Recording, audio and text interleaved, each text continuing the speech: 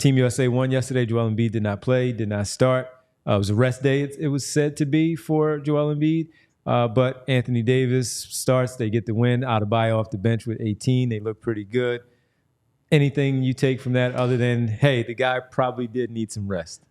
Well, Rich brought this up on Twitter. They played like one game in 9 days, so he's probably pretty well rested. No rest. And look, I understand. It's the summertime when he doesn't work. He still, even with 9 days off, needs some rest. I also, like, Kerr's talking about matchups. It's South Sudan. You should be able to win pretty much irrespective of matchups. He also was one of the best players against South Sudan the last time they played. But he also already announced, too, that he was starting. According to Ben Golliver, he's starting the next game. Yeah. I think probably the most charitable read is Joe struggled.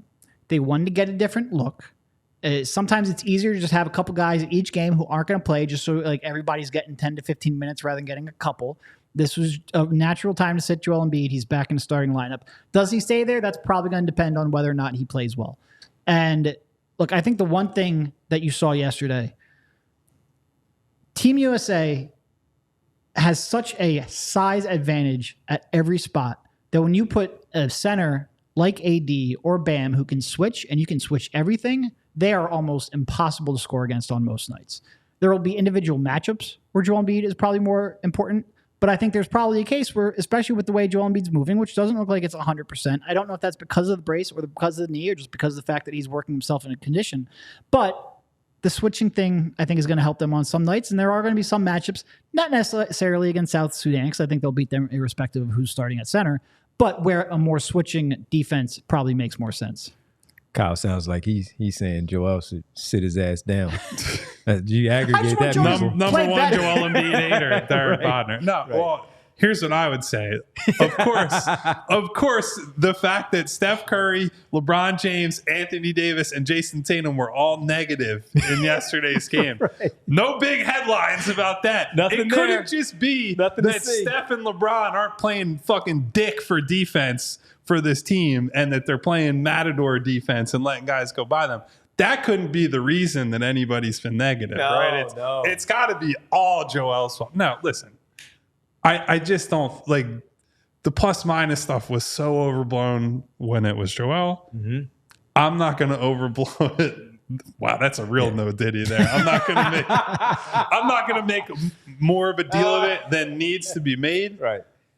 I think you can see that Joel has a harder time scaling into this sort of role as the big than certainly Bam, who they were wildly successful with Bam on the floor yesterday, but also to a lesser extent than Anthony Davis, who, by the way, has built-in years of chemistry with LeBron that makes it easy to just like, they don't even have to run plays. It's just like he goes and screens for LeBron and they do the pick and roll, surround him with shooters.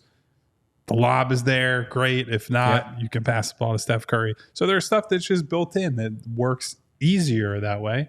That doesn't mean Anthony Davis is better. It means that it's been a little bit more seamless of a fit. To Derek's point, I think they can switch a lot more, which not with Steph Curry doesn't make a lot of sense because that's like the sneaky thing that I thought watching. I only watched part of the game yesterday because once it became clear Joel wasn't playing, it was my day off. I was like, I'm going to do something better with my time. From everything I saw, once they go to this switch lineup and you keep sort of that same group together, it's Hunt the Bozo and the clown is Steph Curry. Yep. So that's going to be a subplot to watch as they get deeper into this tournament and potentially play teams that are better set up to exploit it than South Sudan is. Yep. I don't remember what the next game is, but they play somebody, and we'll be talking about it when they do. All right. Time on a Thursday. Subscribe to the PHLY Sixers podcast for more great analysis like that.